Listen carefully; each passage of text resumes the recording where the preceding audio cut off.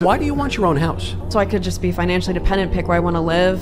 Even if you're married? Yeah, like I would probably buy a house before pursuing dating for marriage, yeah. And then he would have his own house and you'd... I guess from there we would figure it out. From there, if we wanted to sell the house or both live in the house, like I'd be fine moving a guy into my house, yeah. And you would still own the house? Or you'd split the house with him?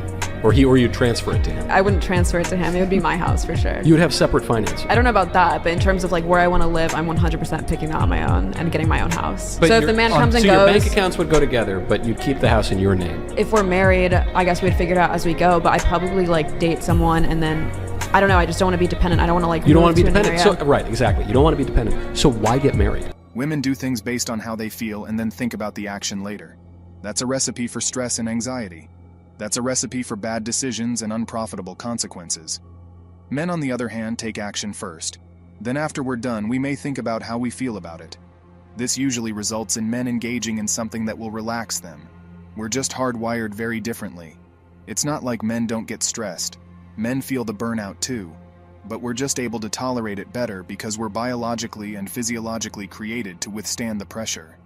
The real issue with this, especially in the United States, is that we get influenced by whatever we see on television. Most of our time is forced to be given to these major media corporations to barely keep our heads above water. This is what you said. You said, what's so special about me? Most women aren't special. Well, that's like, down to your personal opinion. No, I'm like, seriously, what do women bring in 2022 that is special? Nothing. Do most women have a cookbook? Do most women really know how to cater to a man? No. Are most women virgins on their wedding day? No. So what do most women bring in 2022 that is special? But why is it all about what we can offer? Why is it always about what we can bring? Okay, about our values? because when you're trying to sell a car, if you're trying to get married, right? And please, I'm not saying that women are cars. It's just an analogy. But if you're trying to sell a car, you have to study the buyer and figure out what the buyers want. The fact that a woman will get in a car designed and built by a man and go to a studio that was built by men and sit on a chair that was built by men and talk to a camera that was built by men and tell the world that men ain't shit. Are men trash? Cis, heterosexual men, absolutely, especially white men. Shows she is worse than low IQ. She's a bad person. Men have built a society so safe in the West that women can sit on TV and hate us. You couldn't do that unless men built you a safe society in the first place. The irony of this century is how women fought to have a place and seat on the corporate board of executives and women. After winning their right to equality, more and more women are now thinking of ways to not have a seat on the board, and instead have a comfortable seat in the kitchen and their TV lounge. Women thought living in a man's world was easy until they did it. The reason we men make it look easy to them is because we are built for it. Men are built to handle stress. While it can have negative effects on us, they are not nearly as severe as they are for women because men can remove their emotions from the situation, but women can't. Emotions control women's basic thoughts and impulses, and no matter how hard they try, it's part of their DNA to be emotionally driven. Women spend half of their lives dreaming about getting pumped from Chad's adventurous sausage, and later realize he's been doing that with dozens of other women. The next half is spent realizing how wrong they were about feminism, and how there's no chance for them to have a better life because they've hit the wall hard. The independent women burnout is not the 9-to-5 job. It's Chad's 24/7 hot dog carousel.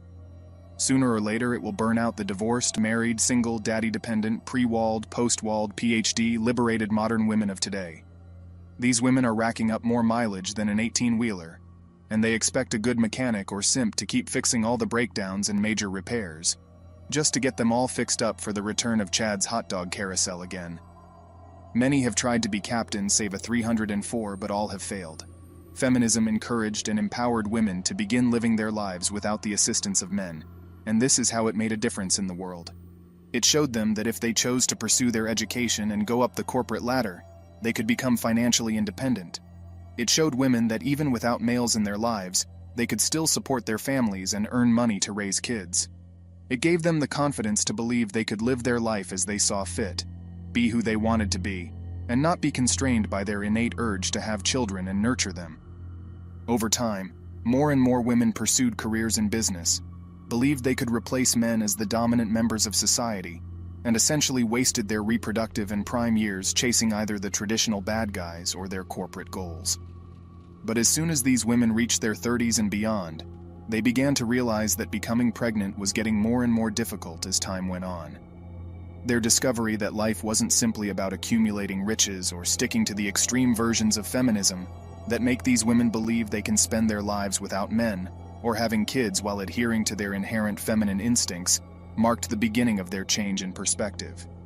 As time went on, an increasing number of women chose professions in business, thinking they might take the place of men as the dominating members of society. As a result, they virtually wasted their prime and reproductive years pursuing corporate objectives or the classic villains. But as these ladies got older, into their 30s and beyond, they realized that getting pregnant was becoming harder and harder with time. The beginning of their shift in perspective came when they realized that life wasn't just about making money or adhering to extreme feminisms that led these women to believe they could live their lives devoid of men or children, while still honoring their innate feminine instincts. Younger women today are much more thankful for old-school masculinity than their older counterparts. Date a woman in her mid-30s, and she doesn't need the car door opened for her. Open the car door for a girl in her 20s, and she looks at you like you just saved her from a burning building. I think the younger generation of females is going to eventually hate the older generation for what they've done. In all honesty, women regret feminism since it elevated them above and completely deviated from the ideal of a woman as prescribed by universal laws of nature. It is expected of a woman to take care of others, nurture others, and raise families. There's a reason why women, not males, possess the biological capacity to bear children. But ladies become disturbed when they defy their nature for an extended period. It starts to make them realize that they are squandering their time by avoiding what they should be doing and doing what males are meant to do. To take care of children, men don't try to become feminine and raise children. They are content with who they are and carrying out their role as protectors and providers. They don't attempt to emulate women or assume feminine roles. A woman who aspires to be the primary provider is like a man who laments his inability to procreate. Therefore, even while feminism helped women pursue better and more independent lives, it did not differentiate between the level of independence and personal freedom. Because they aspired to be men, women started to despise men for being too macho. Indeed, feminism hates guys. That is the true situation. Additionally, if you browse social media these days, you'll see a ton of videos featuring women who are reaching their breaking point and realize how foolish it was for them to put off starting a family and finding a permanent home. They are lamenting that instead of receiving the same level of attention and validation from men as they once did, men are instead going after younger women who have a desire to settle down and live a comfortable family life. Overall, feminism failed to liberate women as it intended, since liberty is not the same as financial independence.